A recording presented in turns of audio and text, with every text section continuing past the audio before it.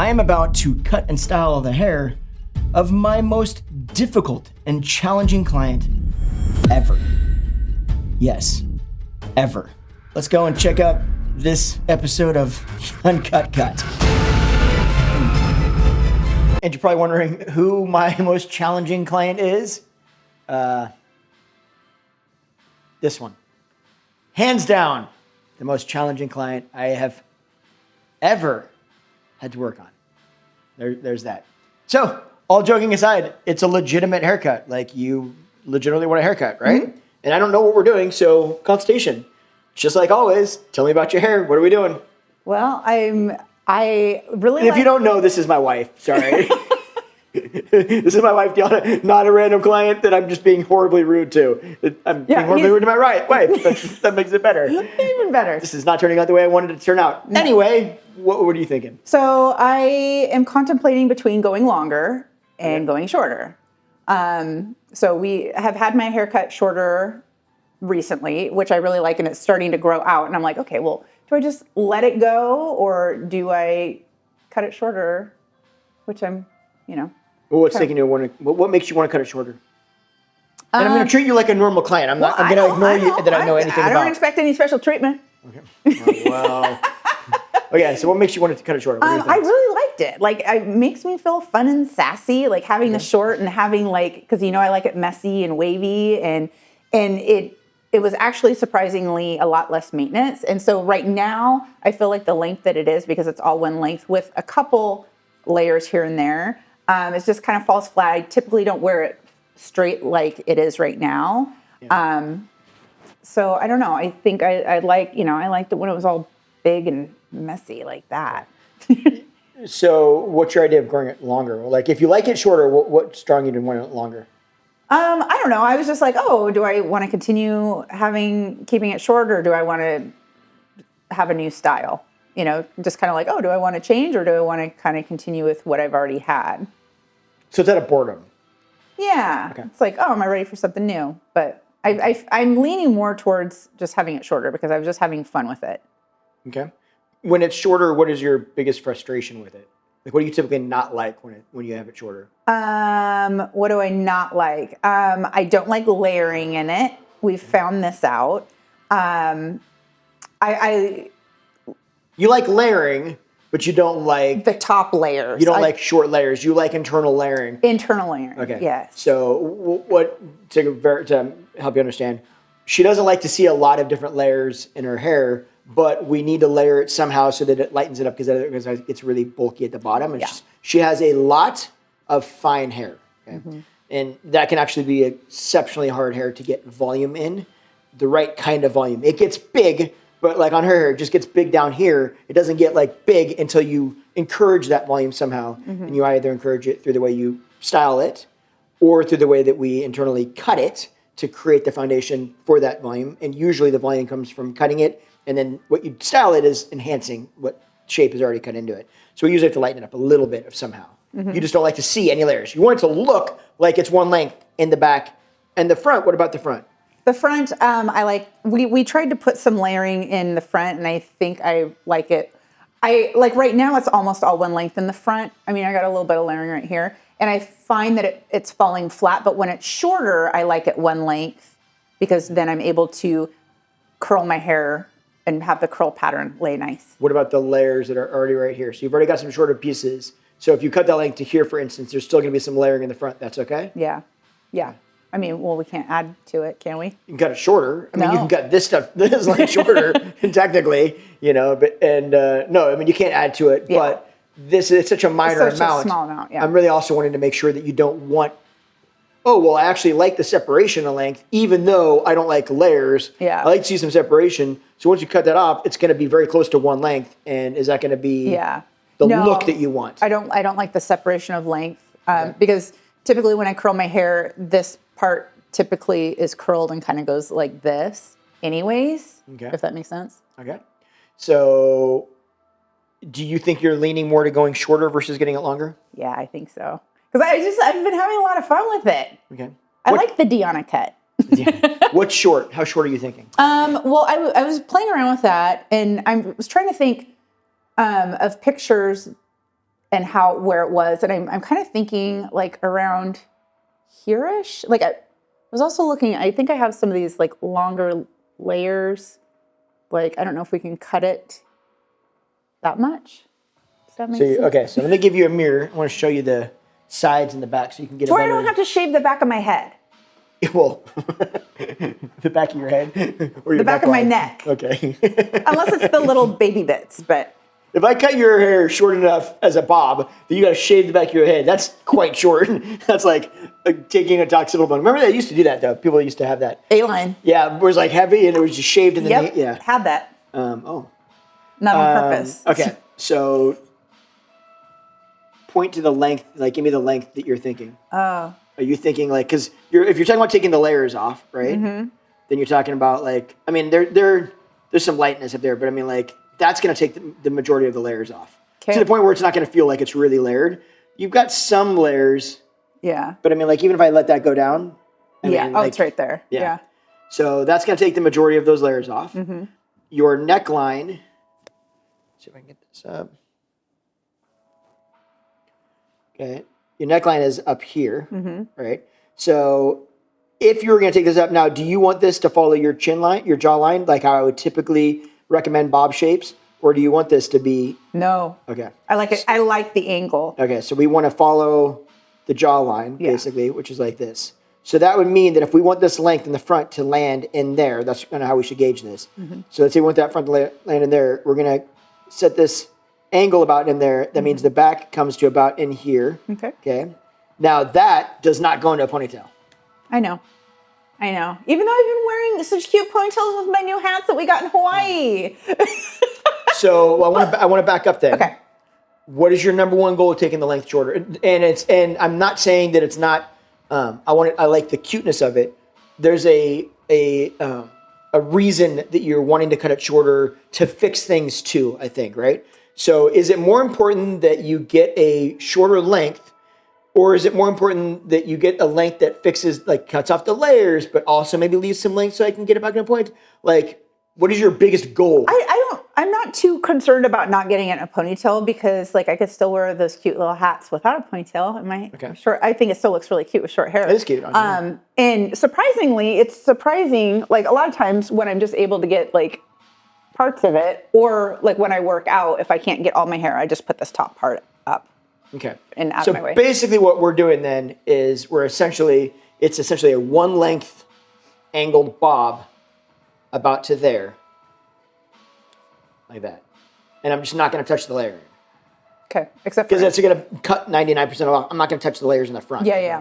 Everything else is basically just going to be cut to one length. Then I'll go in and break up some of it internally just so it lightens it up a little bit. Because sometimes we've had that issue before where it's like, I really like it, but then like this part would feel really heavy. Yeah. And so this is what we're going to do. Herein lies the struggle if you've got thick, fine hair, a dense amount of fine hair, and you're doing a bob like this. What happens if you don't layer it on some level is that it's going to get very big down here. This is going to lighten it up and it's going to do this really quickly. It's not going to, bend under like that, but it's going to hang flat, straight, but it's going to have that kind of shape out here, okay?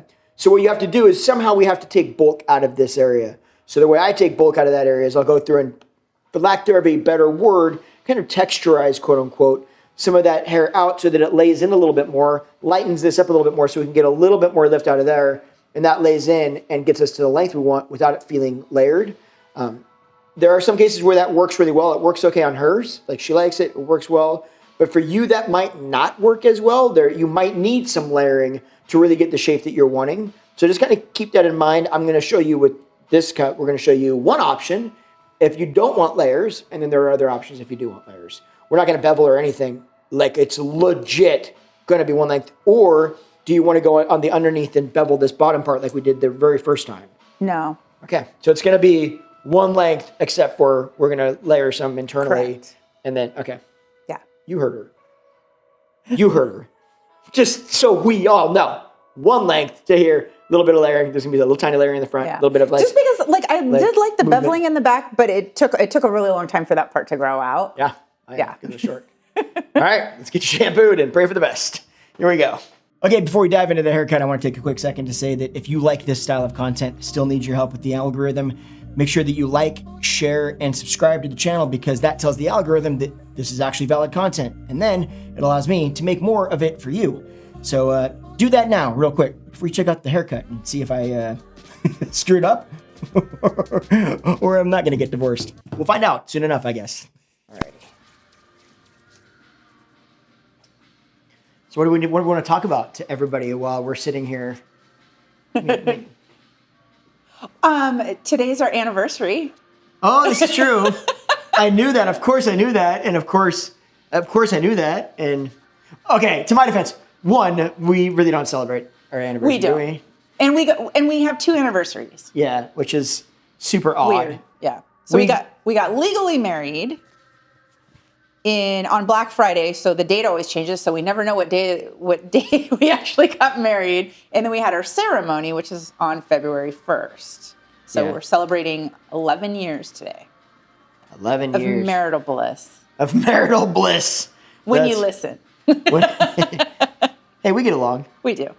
Whenever you know that when you realize I'm right, we constantly get along. That's what I feel like when we get along best. Is when, I just let you think you're right. What side do you want to put your hair on? Right here. Okay.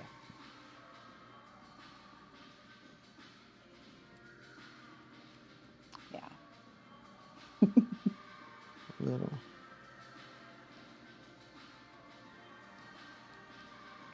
So what do you think we should talk about?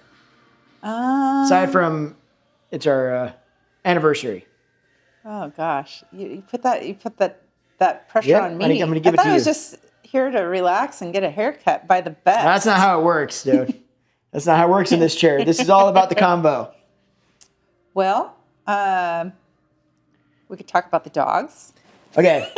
That's all I know. Okay, frequently asked questions. Oh. What questions do you get the most? What questions do you see the most when you look at like private, messages, DMs, that kind of stuff, or comments, or like what kind of questions? What do I get? Yeah, FAQs. You mean just in general, anything? In general, on our I can't speak on our accounts.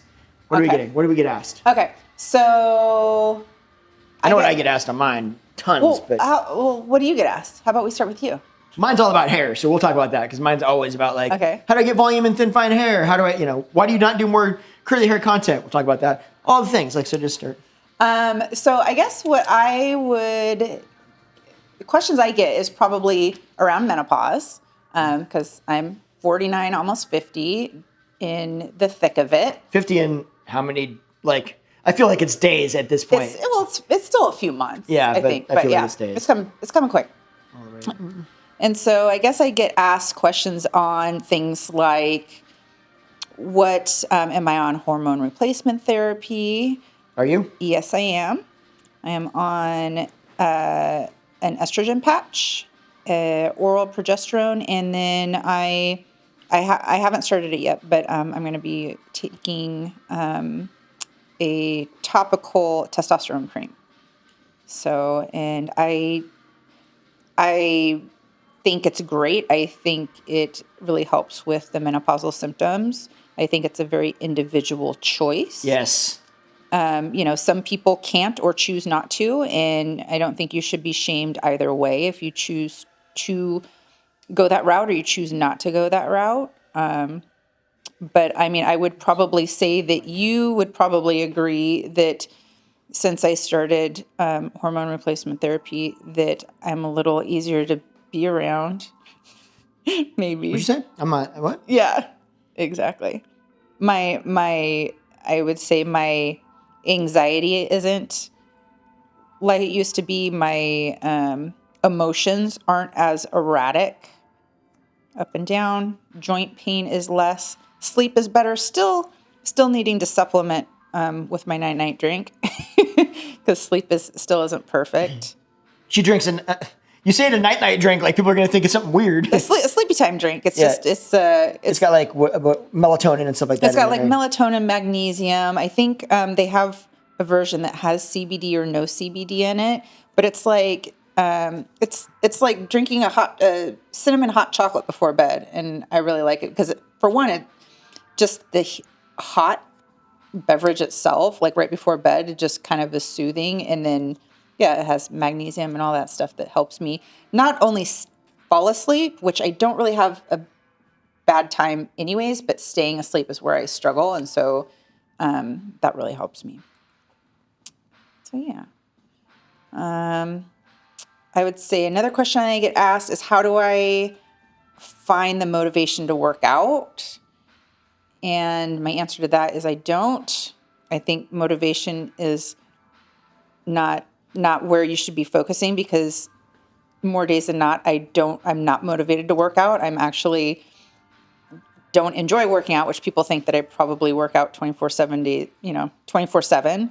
Why did they think that? I think because a lot of what they see on social media is me working out. So they assume that you see the primary posts are about working out. So it leads people to think that I work out all the time, which, I mean, I work out 5 days a week, and I work out for about 30 to 40 minutes a day. Not hard, though.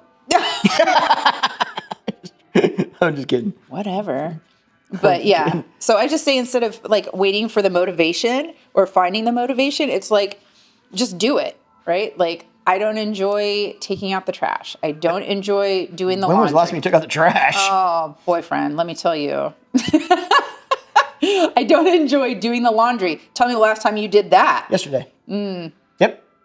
Yeah. Yep. Well, Yep. Yesterday. only because I stopped doing your stuff. I didn't say why. I just said yesterday was the day I did laundry. So you asked. I said. Yeah. So I just look at it as just another part of my life. I don't have to love everything in life that I do, but I know that it benefits me in some way. And that benefit of working out is being able to be able-bodied and enjoy life and make experiences together. Very true. Very true. Yeah. 100%. What about you? What do people ask me? Yeah. Well, all my stuff is hair related, but you're also watching this video, so you likely are curious about hair stuff. But I do get asked a lot about volume and stuff like that, right? Like, that's probably the number one question. My hair lays flat, this and that. The hard part about those kinds of questions, so just so you know, like, if you ever make a comment, ask a comment, or make a comment but ask a question, and it's very specific. What would you recommend for my hair? I like this, I like that, I like that. Just know that if it's on YouTube, the probability of me being able to respond to that is basically none. I can't, because there's so many questions. Like, if you've ever watched one of these videos, other than this one, you've seen me go through so many questions to get insight from people to understand why they think certain things, what they like, what they don't like, what struggles they have with their hair, like all these things that I believe are super important. And until I know all of those things, it's really hard for me to give an answer, because the answers are just so blanket. 30,000 foot view, here's just a rough idea, and it can pertain to your situation or not. Especially if it's like, what do you think would look good on me? Like, I can't see a photo of you. I don't know your hair. I have no idea what would look good on you. So those are the kind of tough ones. I get those a lot. And then how to get volume is also like kind of a tough one, because it also depends. Like, if you watch these videos, you see that volume comes from a lot of places. It's usually not just like, just getting bend is part of it, but just using product is another part of it. And taking volume out of other areas so that it looks like there's more volume in another area, that's another part of it. There's just a lot of nuances that go into it, and it's not the same for every single person. So yeah, there's not an easy answer for those, but those are the ones I usually get asked. The only one I get asked a lot, coming to get a lot, that I can speak a little bit to, is people get kind of frustrated that I don't do more curly hair content. And the reason that I have yet to do a lot of curly hair content is that you have to understand how YouTube functions. And YouTube is not as easy. Like, if I put out curly hair content, the audience doesn't know me for curly hair as a curly hair creator. So I don't get any views on those videos. And then when you don't get views, it tanks. The videos just don't get more views. The algorithm says nobody's watching this. Your viewers, your typical audience, is choosing to watch this less often. And if that happens, then it doesn't get the reach. So then nobody sees it. So I create this video that might work great. You might have some good insight for a lot of you, but it needs to have a lot of insight for most of you that watch it. And if you don't, then all of a sudden it just goes nowhere. And then I can't make a bunch of videos that only get 5% of the views that the other videos get because it hurts the channel overall. So I have to be, unfortunately, kind of, specific about what I make content about and around. And so that's why, like, historically, I haven't made a lot because when I did, people just didn't watch them because I wasn't known for that, for that kind of content. Does that make sense? That makes sense. Yeah. YouTube is a tough one that people don't like. If you don't know how it works, I wish I could just make whatever I wanted to and people just watch it. And it's just not how it works. It's not. If you want to get views, and the problem is people go, well, just make it anyway.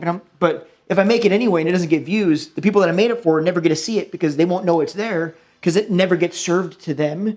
And so unless they literally don't know me and somehow search Justin Hickox curly haired video, right, or whatever, like it's super hard to see. So you become kind of a victim of circumstance for what the algorithm will actually allow you to create.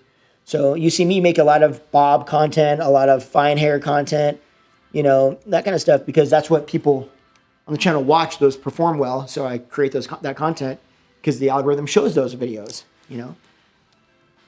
It's crazy. Yeah. I would love to just be able to make the kind of content that I want to make whenever I want to make it all the time, but it's not how the social medias work, folks, unfortunately.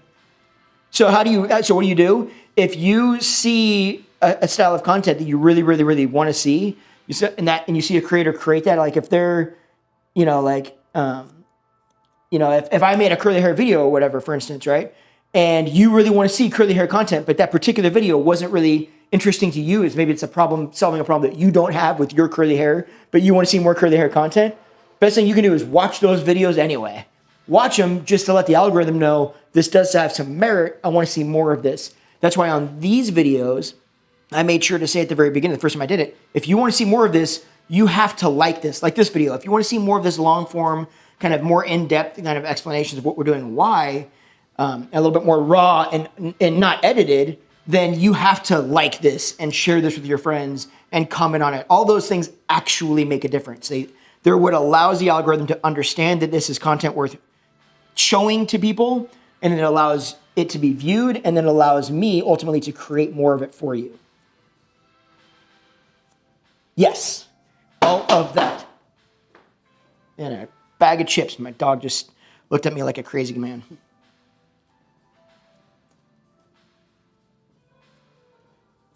I'm wondering if, getting your haircut makes anybody else tired? Super sleepy. I knew you were going to say that. I was like, I typically close my eyes when people cut my hair because I'm just like, but no. Yeah.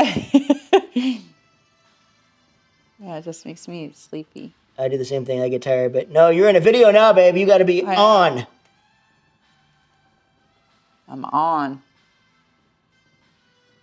This is the time that you're supposed to be telling everybody all about all the fun stuff that you have to share. Oh gosh, because I'm such the talkative type. You usually talk for both of us, honey. I know. You're welcome for that. Yeah. She's saying this is the first time that she's gotten an actual real haircut from me. That's very true. This is the first time in years that I've gotten an actual haircut in an actual salon. I got an actual shampoo. And it felt so nice. Yeah, every once in a while. And yeah. Okay. So that was a treat. I'll take the little thing. Okay, so you know what? Then let me ask some questions here. Okay. Not of you, as well as the audience.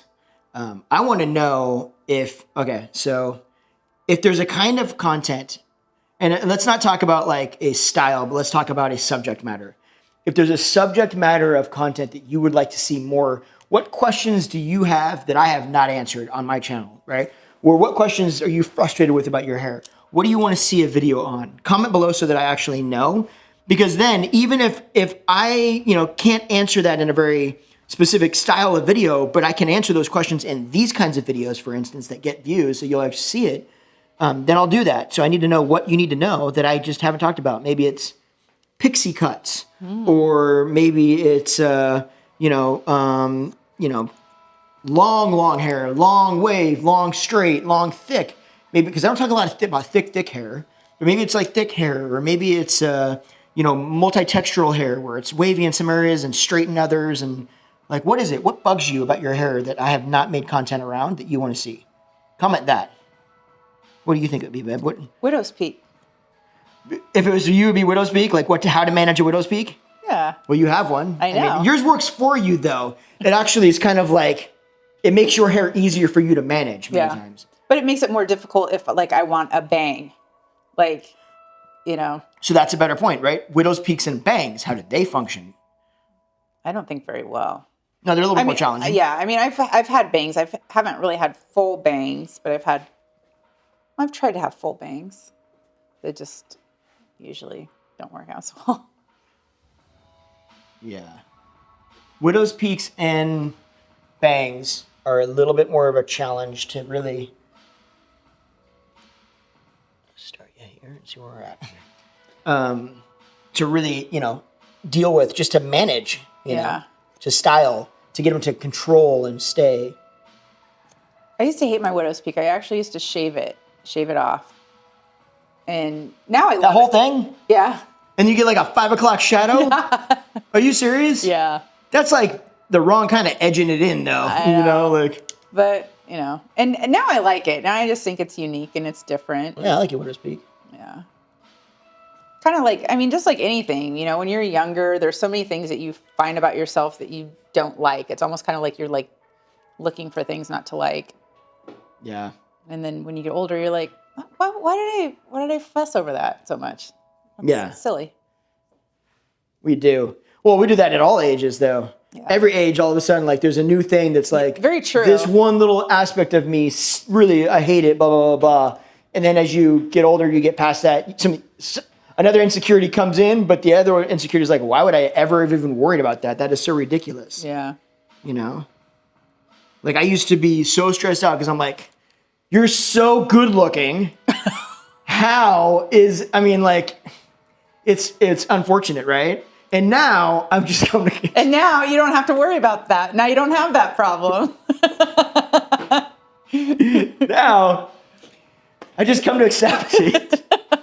You're so subtle. So humble, honey. Such a lie. Wow. So fortunate to be in your presence. I know. Yeah. Tell my 15-year-old self. Woo, boy. When I was in high school, no, like a freshman in high school, this is not an exaggeration. I'm dead serious about this. I used to have really bad acne on my forehead. I've told you this before. Yeah. I used to have really bad acne on my forehead. And somehow, so rewind. You know who had never a girlfriend in high school or in their freshman year in high school? This guy.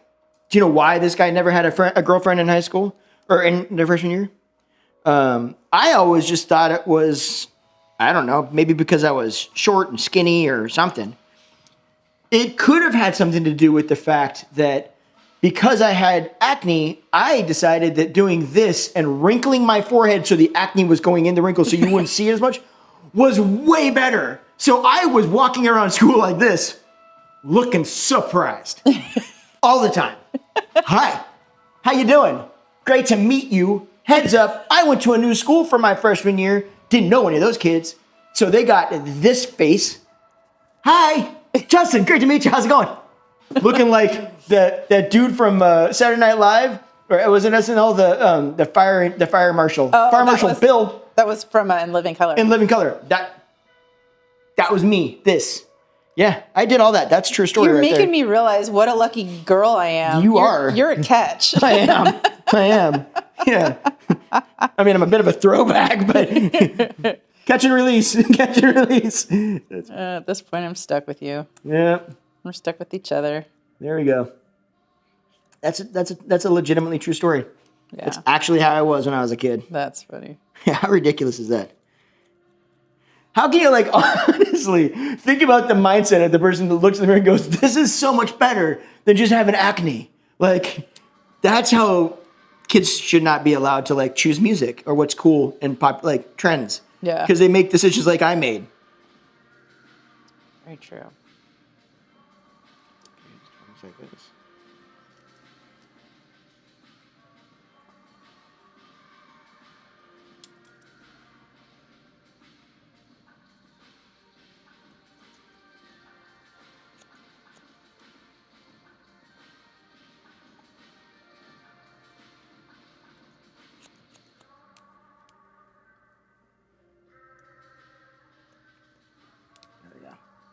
Okay, don't go to sleep on me. Nope. My eyes are wide awake. My eyes are wide open.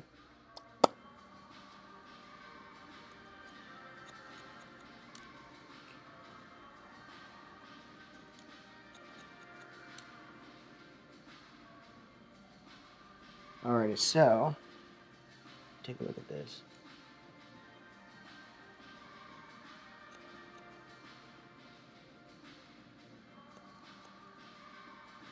Okay. On that side, I think. We're coming down. I have to cut it a few times to get an idea. I start myself a guide, and then I try to like bring this up until I get to the right length. Let's see where we're at. We're a little long. Not too bad. Okay. Just like this. Perfect. There they are. I was like, wait a minute, where are my long shears?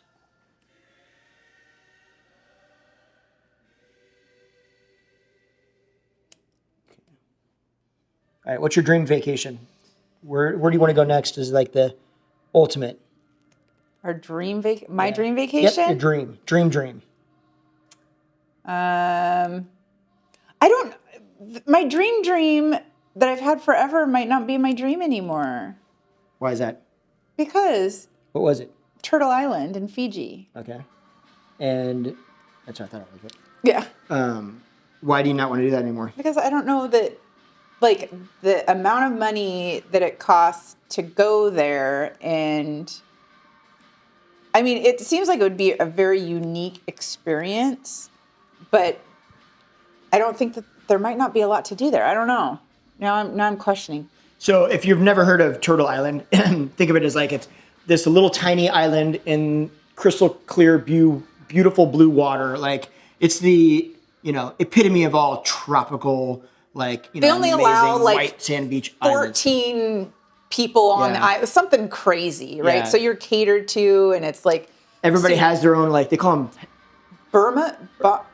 mamas. Yeah, like your own mom, right? So it's like you have like your own room, and there might be a couple people, like, me and her would be in a room, and then we would have our own mama who would be there to just make sure that anything you want, whenever you want. It's super like first class, and absolutely beautiful, but also like almost so nice that I'm like kind of over. I mean, like it's just a dream. It's just a dream that lost on me to some level. It's just a place that I found like in 1996, 1997. So it's always just kind of been on my one day I would love to go there. But then it's kind of like, do I still really want to go there? Or is it just something that, it's always been a dream. And so you just think that, Yeah, just because you've always thought about it. So why, the bucket list, but sometimes, and I think it's okay for things to change. Yeah. Okay. So real quick, just so you can see, her hair is wet, right? But even when it's wet, when it lays flatter than typically when hair's dry, it gets a little bit bigger, okay, for the most part. So it's flat. See how it gets kind of big right here, right? It gets a little bit bulky right on this area back here. And it gets a little full, and it makes it just look really flat, a little bit flatter. And that's just because she's got a ton of hair. So we've got to go through this section and take some bulk out of there so that it lays in a little bit more like this, so that it doesn't feel so bulky through there. Now I need to do that when it's dry so I really can see how much I'm taking out. So we'll get it dry and then we'll do that. So we'll start drying it straight. And then I'll check the line, make sure everything's perfect, and I'll take some of this bulk out. But we also want this to look all one length, right? So I can't layer it. Normally, if you just put layers in it, right? Those layers come up and there's just less hair down here to get big, and then, bubbles it in a little bit and then it lays in. But we're gonna leave it all one length. I have to do it a little bit differently, which is to, for lack of a better explanation, kind of go through and texturize underneath some of here. So this just stays one length, but kind of lays in a little bit more like that. I love a strong bob, man. A clean bob, oh, they're satisfying. Okay. Seen some people that do them really, really, really well. Some good bob cutters out there, for sure. Mm-hmm. And then there's some people that struggle with them because they're really, really technical. Yeah. Okay. All right, so let's get it dry straight. Okay. Then I'll cut that, and then I'll clean that line up, and then I'm gonna dry it straight, and then I'm gonna have you style it the way that you like to style it. Okay. Because one of the things I always hear you saying, "Hey, I want to see the client style it so we can see from their perspective what they're doing." Because me doing it is one thing. Usually that's really hard for me. I try to bring clients into it to some level, but it's a lot of teaching. And if people are really uncomfortable with doing it their first time, that can be a lot of I try to show them and kind of walk them through the process. but allowing a client to do the entire hair like that is going to now, these already long hour and 45-minute videos are going to be 4 hours. And not only that, it puts them under pressure too, because they're not used to being in front of a camera. Exactly. So it's awkward. Deanna knows, because we've done through this so many times in so many videos, how to do it correctly. And if she doesn't, I will point out every time she doesn't. You will keep your mouth shut and let me do it. And because of that, I think it's a perfect opportunity for you to see how somebody does it with them by their own hands. And then if there's anything going on, I can kind of, well, hey, let's do this. Let's modify this. Bring your elbow over here or whatever it needs to be. Make sense? Make sense? Good. First things first, we're going to use some product. Do you have a specific product you want me to use? The color wow's fine. Okay. So we're going to add a little bit of volume up and through here. Yes. I will say on hers, okay, like I said, people always ask about volume. This is going to be one of those scenarios where we don't use a lot of product down here on hers, because I know that we don't want a lot of volume there. We want, especially because we're creating so much fullness through here because it's one length and thick and fine hair. We're going to create so much volume through there. I don't want to enhance that with the product. So we're encouraging only the volume up here, which means the product goes on only this top layer. And in the back where I want volume, and the rest, all I'm going to do is use that little bit of oil to kind of smooth that out to get that to lay under a little bit more. Let me start with that. I already put a little bit in. I want to add a little bit more. About 3 pumps of this. This is the whey oil. It's this stuff right here. It's this stuff. I'm a big fan of this actually because it doesn't feel super heavy in hair. I use it a lot I used it on a few weeks ago in one of my more recent videos on fine hair, and it still didn't make it feel like it was super, super thin or anything. So I'm just kind of working it through the ends, and I want it on all of the ends, mid-shaft and ends, so I'm not worried about getting it on the ends of the top section as well. So I'm just kind of working it through like this. This is really just going to help smooth those ends out a little bit, give them a little bit more of a polish without me having to dry that polish in. Oh, bless you. Thank you. Without me having to you've woken the beast. Oh, he's like, are you okay, mommy? Yeah. We've got our little bear here. What's up, handsome? He's worried. Okay. Yeah, so he gets very concerned about mom. All righty. Let me just wipe my hands off. Yeah. Big handsome. Okay, color wow. This extra large, good volume. There are products that give better volume, if I'm honest, give more volume. But this is good volume for feeling light in the hair. That doesn't feel like you have a ton of stuff in your hair. So if you're a person that cannot stand the feeling of product in your hair, but you want some control, this is going to be great. If you are like, I don't care if I feel it, but I need a ton of volume, this is not going to be enough for you. I would half the bottle might give you the volume that you're looking for with that kind of feeling. So with hers, it works, but also with Deanna's, and that's about the amount I'm going to use on this. With Deanna's, we're getting volume in other ways through wave and bend that we're going to put on the top. So I'm not as stressed out about this being the number one thing that's going to create volume, or the only thing that's going to create volume. If she's wearing her hair straight, it's a little bit different. But since we're straightening the sides ultimately at the end, and we're going to add a little bit of wave in the top, that little bit of wave inherently comes with a little bit of volume.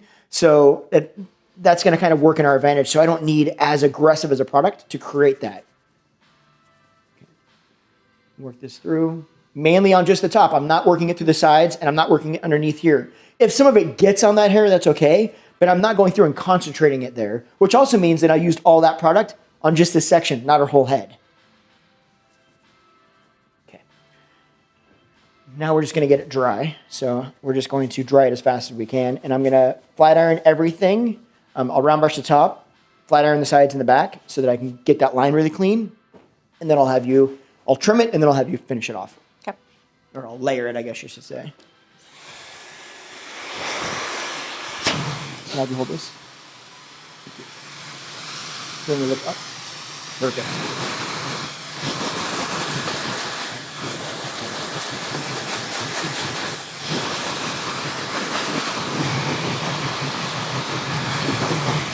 Okay, let's go.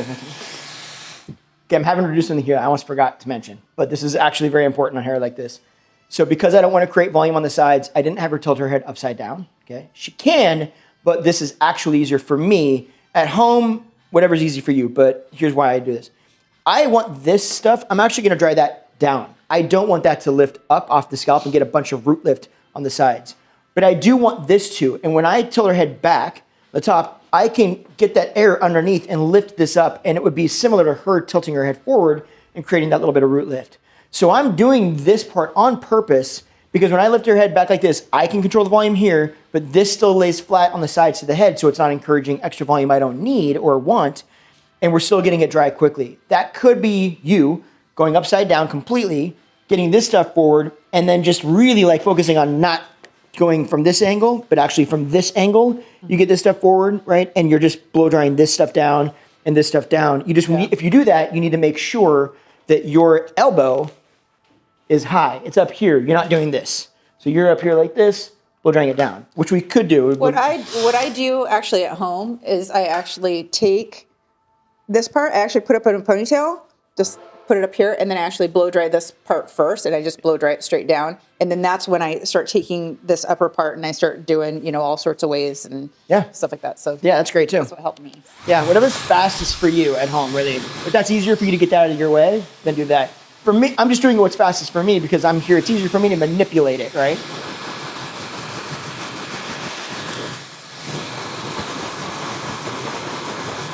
Like I like to start it out with just with the blow dryer and just my hands. Even though I have the brush in my hands, I'm not using it. And then once it gets a little bit more dry, once most of the moisture gets out, then I'll go in and do this, with the brush.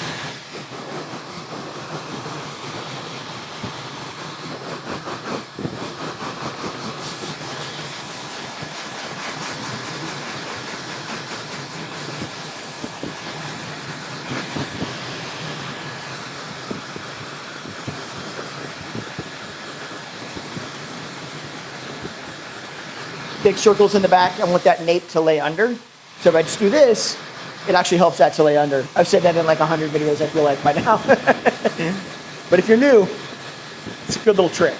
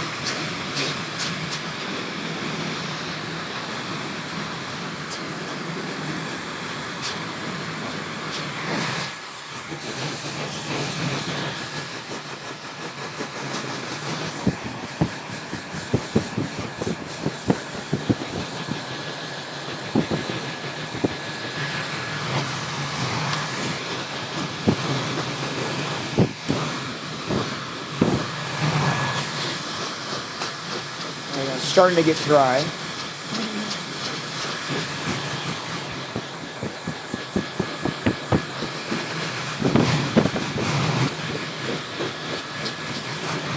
When I do this, do you get like it? Does it hurt your ears at all?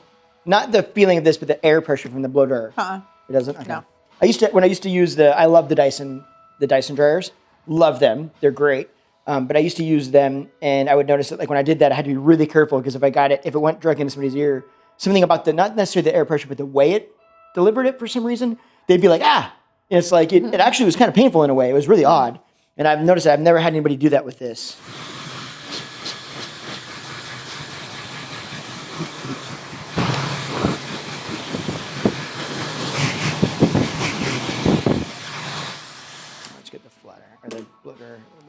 Brush. If you're new to, can I take that? Yes. If you're new to the channel, you maybe not have seen me use this before. This is the Life and blow dryer, and it's legitimate. Like I've been using it for probably last 3 years. 3 years, I think. Yeah, I use it a lot. I talk about it a lot. It's a solid dryer. I mean, it's just a good price point. It gets hair dry really quickly, which means that it's very efficient, right? So when it's efficient, it means it uses less heat or there's less damage involved because it's getting the job done quicker. We don't realize how much we love these until we come to like hotels and they don't have them and we don't have one with us.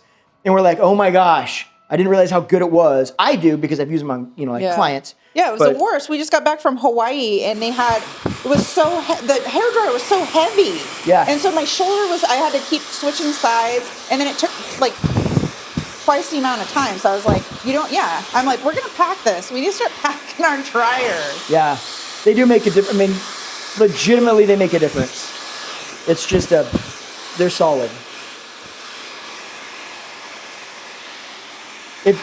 There's a link that you can find in the description, probably the pinned comment as well, where you can kind of learn more about them. But they're strong. If you're in the market for like a blow dryer, like a good one, that's not ridiculously obnoxiously expensive, this is definitely the way I would roll.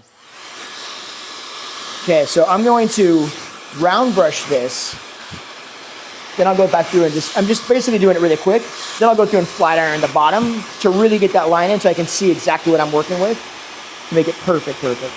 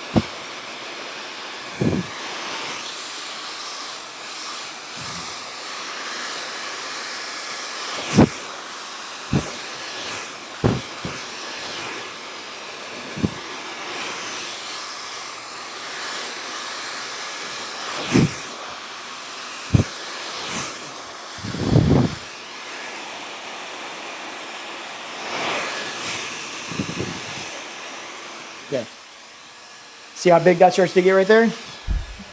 See what's that?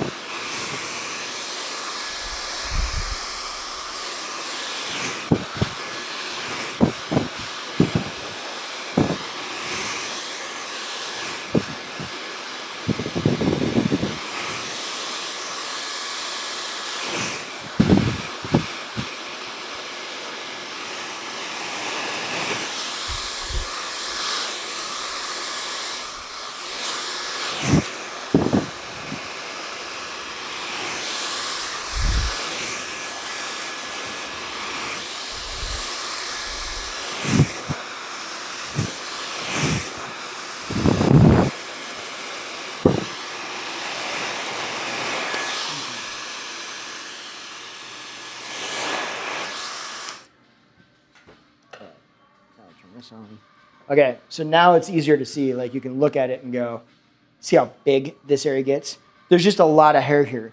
Now, I'm actually flat ironing the very underneath, which I'm gonna do in a second, to get a good line, but I purposely am not flat ironing the top area because this is where a lot of this bulk is. It's in this area right here.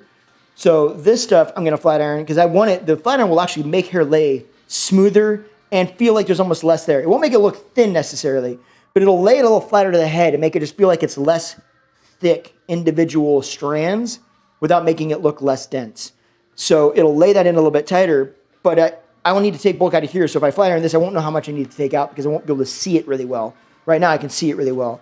And then flat ironing it, it's gonna give me a really strong line at the bottom so that I can really get a good geometric line on the bob. But this, see how much bulk there is there? Like when I put that down, it just gets very triangular, right? It's just all hair. So I need to layer that on some respect, some way, to get that not to be there, or it's just gonna be bulky. Yeah, maybe look all the way down for me. I also don't really want to flat iron the top of your hair and then have you go back 5 seconds later with the flat iron to try to add wave to it. Yeah. It's gonna be harder to get that wave in it, so it's gonna force you to, I guess you have to turn these things on. That's I remember crazy. about it. Yeah. Makes them work better. I mean, whatever. Technicalities. All right, I'm going to shave your neck here really quick while that's heating up. I say that, I probably should show you. I'm not shaving her neck. There is a very small amount of just like fuzziness right here that I just want to take off. And I wouldn't leave. But that's not going to grow into a 5 o'clock shadow like your widow's peak. Should we shave that too? No. You sure you don't want to? Let's not do that. You positive? Positive. Whatever. Whatever. You know? Okay.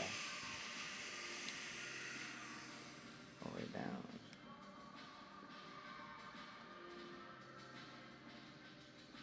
Yeah, and just so you guys know, anything that we use, any products or anything, everything's linked in the descriptions. People always ask us, what was that? What was that? What is this flat iron? We're going to put all the links in the descriptions. This is like a flat iron. It's a flat iron that's kind of acts almost like a curling iron in a way. It's a flat iron, but it's just got the bevel, but also the way this clips feels like a curling iron. So if you've got like a hard time, it's hard for you to get wave in your hair, these things are golden. Like they make it so much easier just to get your head like mind around how they work. You functionally do it the same way as flat iron wave into your hair, but for whatever reason, like Gianna will tell you, she couldn't do it until she started using one of these things. Yeah. No matter how many times I showed her, no matter how many times I had her filming videos, doing the process in the video with the flat iron, she was like, I just can't get it. It's too hard. Yeah, but this is done the exact same way, but for whatever reason, like it made a connection in your mind that made you understand why it works, and then now you get it. Yeah. It was nice. And you have to play around with it too to figure out like what kind of curl pattern you want. Because when I first did it, I was like getting the corkscrews at the end of my hair, and I was like, I don't like that, so it was just having to figure out like how much hair you put in, how fast you go, what angle you go. Are you going to go out? Are you going to go down?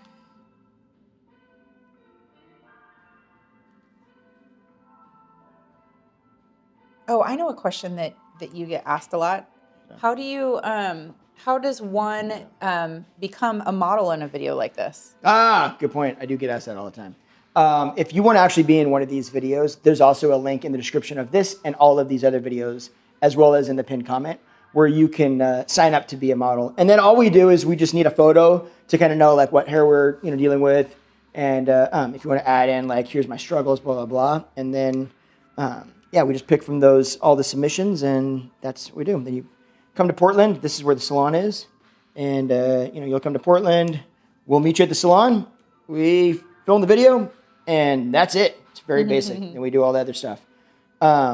Just a heads up, if you've ever been curious like what it's like to be in one of these videos, they're really, really, really like chill. Like we have you show up at the salon, and my whole thing is I want this to just feel. I mean, it's not going to with Deanna because she's my wife, but with people, I want it just to feel like the viewer, you right now, in these, you're just a fly on the wall at the salon. I want the client to just feel like they're coming in the salon for a haircut. That's it. Ignore the cameras. We're not going to do anything. I'm not going to what do you call it? Jock. Shock jock. Shock jock, yeah. Like we're going to cut all your hair off just to make a big wild change just so that we can have a video that's got a crazy thumbnail. It's just going to be sit down, tell me your struggles, figure out what's the best for your hair, and then we're going to try to do what makes the most sense for you that gets you the results that you want. Basic as that. Okay. So, link in the description. Check it out. I'm going to leave this on for you. Is that okay? Okay. You can use that. Now, I just need to clean this up real quick. Okay, look straight down for me.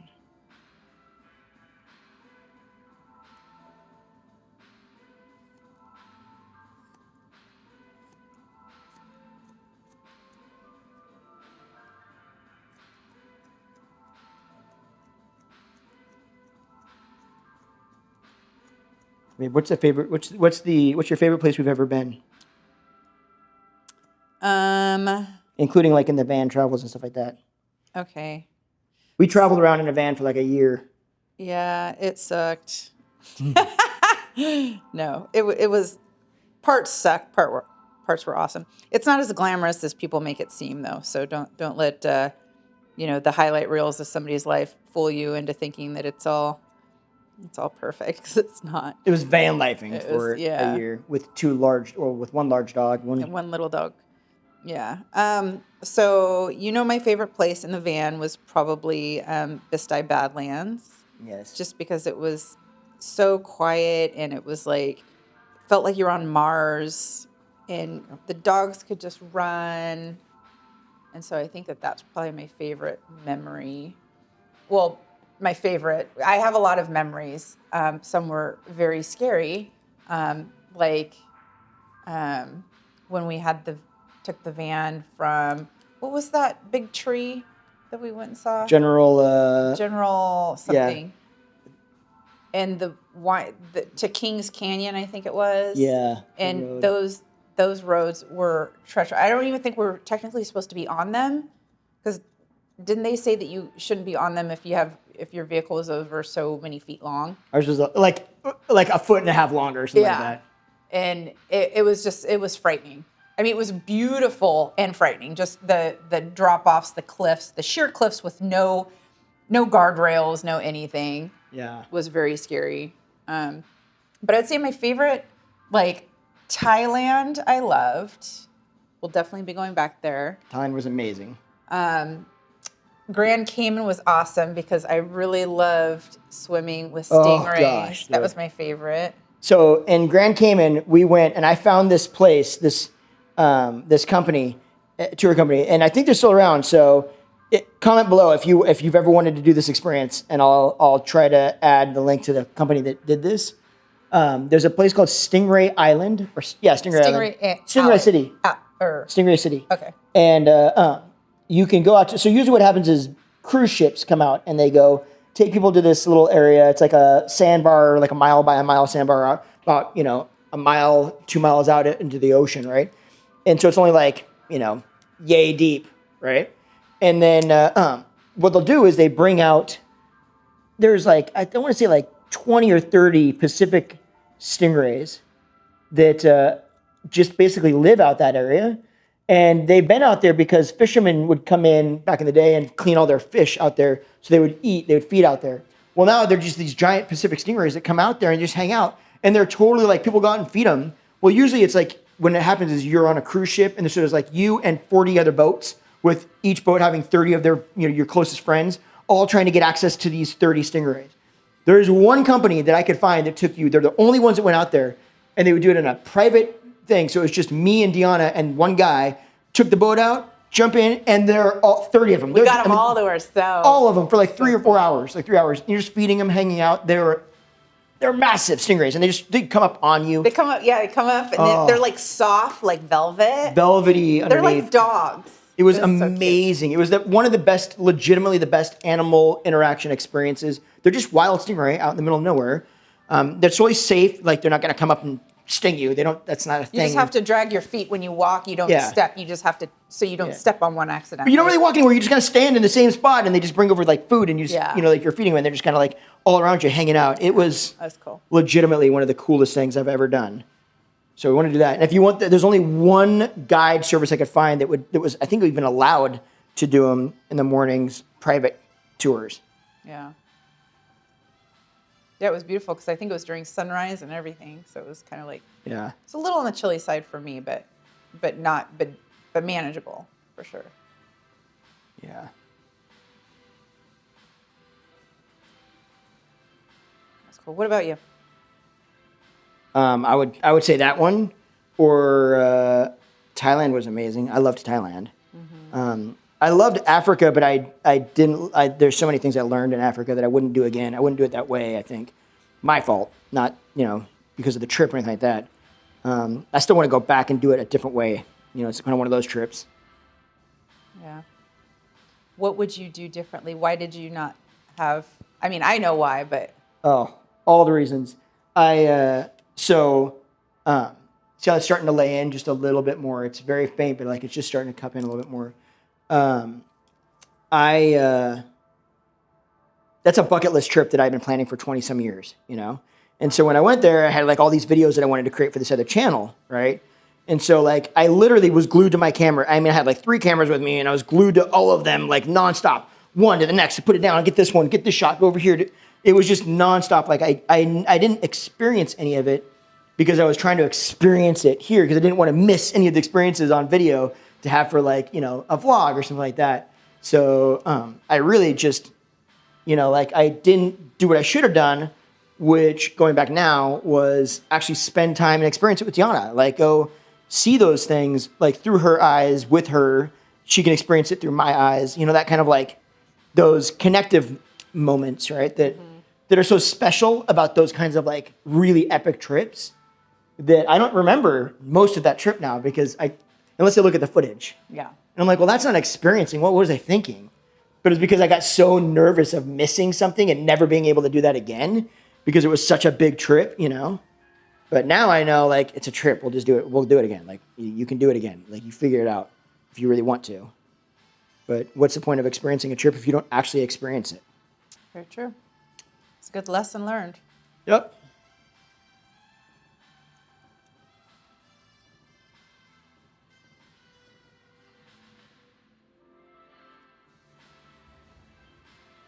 So these kinds of layering where I'm just kind of texturizing this bulk out, this stuff works really well if you want your hair to be one length. Like her hair is still, this stuff is still one length. We're not layering it, but it's just going in. I mean, technically it's layered, right? But we're just going in, let it feel one length, but it lays this in a little bit more so it's not quite as bulky as there in other areas. And I might get in, it'll take a little bit more out of that nape area. So if you want that feel, this works. This just isn't as aggressive as layering it. So you can only do so much with this kind of texturizing because if I layer it out, if I thin this out too much, if this section starts to look really thick up to here and then it looks really thin, all that stuff up there just looks really, really, really thin. It's like dense and then thin. It's going to act like it's this long and it won't actually, these little ends will just get wispy. So if you pull your hair up and you notice that it's like thick and then all of a sudden it's just thin and it's still got this much length, those ends just sit there and they flop over. They don't hold bend. They don't create volume. They just look like frizziness. They're kind of a nightmare. So you can only thin those ends out so much before you lose all the benefits of them, right? They start acting like they're a lot shorter. So I can only do, I'm limited to how much I can get away with that kind of taking bulk out. So in some cases, if you need more, then you have to move to layering on some level to get that more without giving up so much of it, your hair not, you know, making your hair not work for you in the process.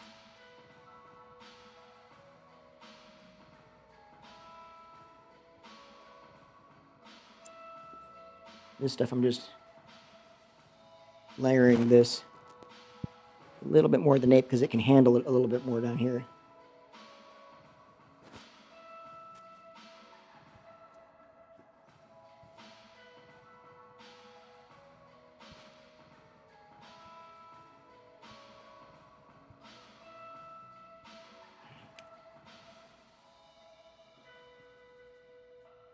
Okay, perfect. Okay. That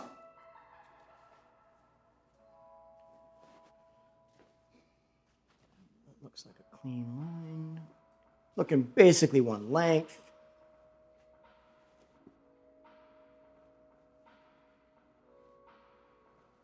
Almost looks like it's even. Imagine that. You'll tell me that it's not even because that's what you do. It's longer on that side, is that what you're saying? We'll see. You could be right. You could be right. I told you she's my hardest client.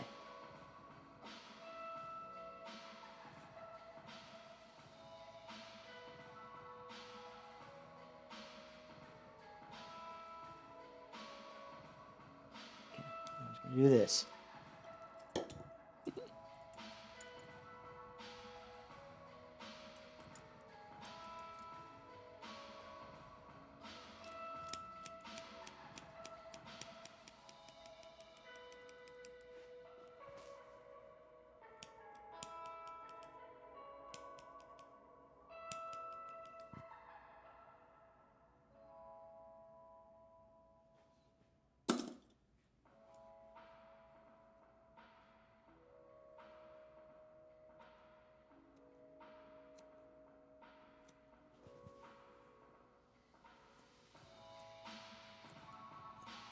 This can't be bad for my eyesight. Getting 3 centimeters away from your head. Or the hunched over. Oh yeah, this. I don't know why stylists have back problems. I mean, if only this thing like moved up and down. Could you imagine? That would be so amazing. No, we never turn. I don't know about you. I never do this. I always just go like this, like an idiot. Okay. All right, now that we've got that part done, I want you to put in the wave that you would typically put in. Okay. Right? You ready for that? Yeah. Okay, dial it in. What do you need? All right, I need the waiver. Do you need a comb? Nah. No. I'm not using that stuff. No combs. No time for that. I ain't got nobody. Ain't got no time for that. That's Nobody on got and time for hot. that. All right. All right. So typically,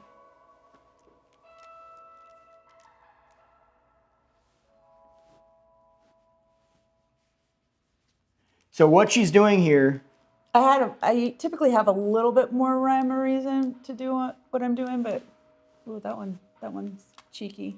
That one went cheeky. yeah, what happened there? Cheeky, cheeky, boom, boom. No. It got stuck in there a That's little it. bit. Yeah, I got stuck. Yeah, it's okay. So keep in mind, like basically a rundown on what she's doing right now. She puts it into the scalp, and then she pulls it through. Now, the faster that she pulls this through, the less wave that she's going to get. Okay? So as she puts it in, she clamps it in right now. She's got it locked, and now she's going through it, right? If she had gone through slower, you would have seen more curl in there. If she goes through faster, you're going to see a lot less. If she whips this through her hair really quickly, which she's not going to probably do, but if she did it really quickly, you'd almost see no wave to it. The other thing you want to think of is the size of the section. So the larger sections, the thicker sections, the sections with more hair in them, the bigger that section is, if you move it at the exact same pace as you did on a smaller section, you're going to find that that larger section still gets less wave because it's more hair. However, if you take a smaller section and you move it at the same pace as you did like a normal size section, you're going to find that it actually gets quite a bit more wave. So just remember, like the fastest and easiest way you can kind of wrap your head around this is determine how large of the section you want to take. Okay, what's going to function for you? Take that size section everywhere on your head. So every section you have, try to get about the same size, and then determine how fast do you need to go through that section or those sections to get the amount of wave. If you feel like you put it in, you didn't get enough, go a little bit slower. If you feel like you got too much wave, go a little faster, and then you'll be able to dial in how much you get. Now, she turns it behind, like back away from her face on every section, don't you? Every section you've been in. That's a personal choice. I prefer that myself. However, some people prefer to go one section back away from the face. Usually it's the front 2 sections back away from the face, the very 2 front. And then the next section behind that will go forward. The next section behind that will go back. The next section behind that will go forward. And it gives it just kind of a little bit more texture, not frizz texture, like movement, a different kind of movement to the hair. That works. There's nothing wrong with either of these processes. It's just a different way to approach it. So it kind of matters what you're looking to achieve. What is that? I don't know what I just did there. I don't know what happened. I don't know. I knew that was not going to work out well.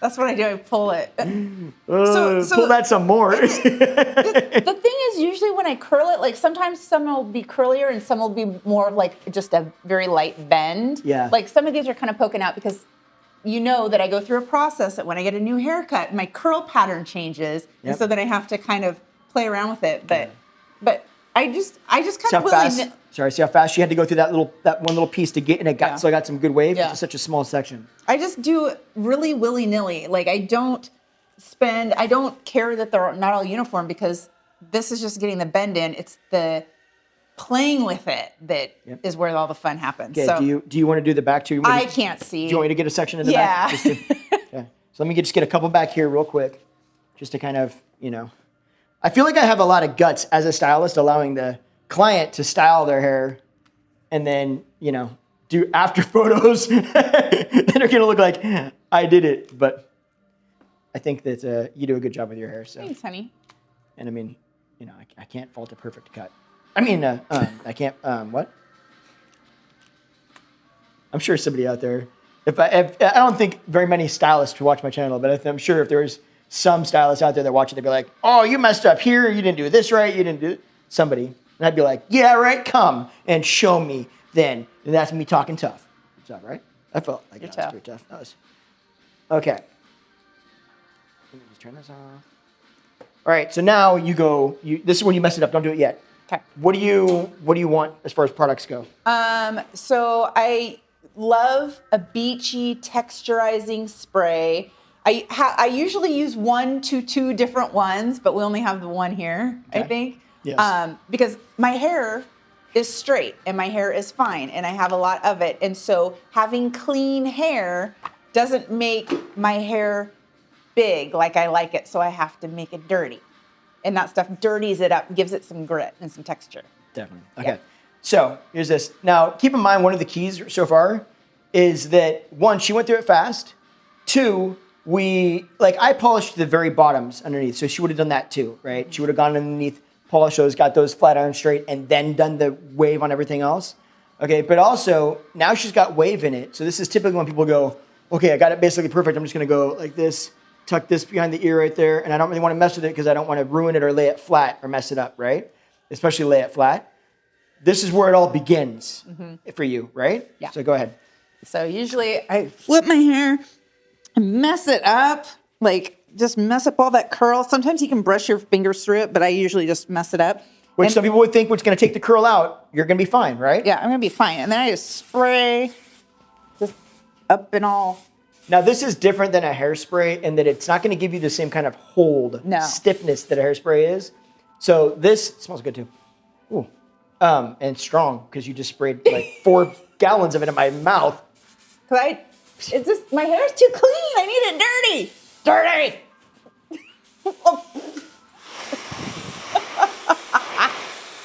Jeez. I need Okay. dirty hair and I cannot lie. But now, see, now it starts to look how much bigger it gets. Yeah. Part of that is the spray, okay, let's be honest. Yeah. But also, part of it is the fact that it's not going to necessarily make your hair lay flat just because all of a sudden you got in and messed it up, right? And that's what people don't want to touch their hair after they get it done. But I find that more often than not, when you get in there and you can start really playing with it and get your hands in a little bit, it actually ends up it starts to look its best. I know, Yeah. like I'll make it more lay it a little flatter than you typically lay it. Yeah, you know you what I mean? will. But the point is, like, some people will be like, okay, that's a little bit too, textury. I like mine to lay a little bit more contrived, right? So if you wanted to lay a little bit more contrived, you can still get your hair, even after you mess it up like that, to lay down and not feel like it's overly messy, right? Yeah. It doesn't Yeah. mean that you're just stuck with that one. You can play with your hair, get in there and mess with it and get many times a better look the more you kind of mess with it, right? So I'll just kind of do this. Like, I used to do that all the time. It used to stress me out. When I first started cutting hair, or styling hair especially, I was so stressed out because I'm like, I'm not a girl. I never did girls' hair. It wasn't like I grew up messing with my hair. Yeah. So I didn't know how to style hair. And my mom was the one that was like, trust me, you're going to do it better than they do it at home because you're here. Just do it. And then she would always tell me, like, if it doesn't work and or feel like it's bugging you, mess it all up. Start over. Don't worry about getting in there. Get over, and just like get in there, get your hands in it, play with it, start with your fingers, and you'll be like, okay. And then it'll start to kind of take place, take its place and take shape. And that's every time for me, that's been true. Every time if I'm struggling with a client, their hair's not working for me, if I can just get in there and mess with it a little bit more, I can get it into shape. Yeah. And then people are always like, it just does whatever you just put it there in your hand. I'm like, no, because I play with it so much that eventually it's gonna work. It's gonna lay into place. I just need to get it there a little bit. Yeah. I'll let you play with it. Okay. The way you like to do it, because I know I'll. Well, Now you can see. Could you imagine her being my client? And then she goes and she's like, "Oh, this style sucks. I hate him." fix stuff on. So like little things like this. If I got like too much or a weird curl, you want your I'd thing? probably just take the flat iron to it a little bit. And I'd probably concentrate some of the curl here, and I probably wouldn't have brought it through the end so much because I've got a shorter style now. But still, I always just tuck this. I always typically tuck this and I bring it up. And I just like dirty hair. Sometimes I'll take wax. Sometimes I'll take hairspray. And you want to try? Let's play with some wax. This might be a little strong for you. You So I'm think? gonna do two. Yeah. This is, if you've never used wax, this is the Sumo clay from Bumble and Bumble. If you're wanting a wax that's got control, that's very little shine, it's a matte finish, but gives you a lot of control. I love it. I've got it in my hair right now, and I can basically like just mess with even short hair, I can mess with my hair and get it to do whatever. And it doesn't, and my hair's very fine and thin, unfortunately. But for yours, because you've got that length and because your hair is fine and there's a lot of it, this will grab onto the little hairs, wispy hairs, and make them look frizzy. So you would use a little less of it. And I'm going to actually put this in your hands because I want you to do it so you can see what it's like. Okay, so you take that. You're going to put that in your hands so it's... That's pretty sticky, huh? Yeah, no, actually show the camera first. So it's just like, it was like a thumbnail amount. No, now rub it through your hands. Perfect. And then I'm just going to give you like a pump of this to break it down a little bit. Okay. Now really rub it through like it's like a lotion. You're really going to work it in your hands. Yeah, all through the palms and everything. Okay. Now all that oil is done is it's kind of broken that down a little bit so it's not quite as stiff. So it's not just going to attach all to one spot when you put it in. And then kind of keep your hands when you put it in like that. Yes. So that you're not just taking your palms and putting them like this and getting 90% of the product off, because that's where the surface area is, right on the top. You're going to do this, and then it's going to allow it to distribute over the mid shaft and ends just as those hairs hit your hands, or your palms. Yeah, just really just get in there. I have to think about the bear thing. There you go. Yeah, just bear. Just is that and then kind of go like that. So I think you can just. There you go. And then you can come through the front. Yeah, and now as it's working in, you can get a little bit more, like most of it's not on your hands anymore. So now you can kind of work it through, get more of your palm into it, like push it into your, it's going to be okay. Yeah. There. I'm magic. Now, yeah, there you go. No. It just gives you a little bit more texture. That's still, I mean, if I'm honest, I wouldn't use that one on your hair because it's just, it's strong. I would use it, I used it on fine hair all the time. Thin fine hair, I use it on medium texture hair. Your hair, when it was straight, if we're doing it straight and we weren't doing curl, I would do it. Or if I wanted very specific waves, like if I wanted this to be very, separated, I would take it in my hands and then do this and, like get some very, very like defined waves out of it. But I wouldn't necessarily use it just like, what we're doing for your hair right now. Yeah. There are better waxes out there that would get us the better result, but just for fun. Funsies. Yeah. Okay, you want a mirror so you can see what happened? Sure. Okay. Here you are. Thanks, honey. See if you can find something wrong with it. I probably can. I know where. Yeah. No, this is fun. I like it. Yeah. Yeah. Don't tell me that line is strong. Don't tell me that it's not. That is one strong line. I know that line is. Well, I mean, I'm sure I could clean it up a little bit. I'm so particular about bobs because there's some people out there that are so good at it that I compare myself to them, and so I'm like, it's got to be absolutely perfect every single time, not a hair out of place, or it's just but I think a terrible too, job. when you style it, right? Like, and especially how I style my hair, the hairs are going to be out of place. I know, because I'm just hyper anal about that stuff. It's such the mark of a strong stylist in many ways to me. If they can do a good bob. Yeah, so I just want it to be like so perfect. It's just, that's a me thing. That's it. There's no right or wrong to it. And there's people that are doing way better than I ever will, so I'm not really competing. Anyway, you like it? I do. Thank you. You're so welcome. I love it. There you go. That's the plan, Stan. All right. Well, you were a much easier client than I anticipated. Well, just wait till the camera's shut off. Then we'll talk about how I really feel. Benny, come here. Benny, this is little Ben, and then Big Kev. Oh, he's like, I'll come up here. Okay. I love you too. All right. We'll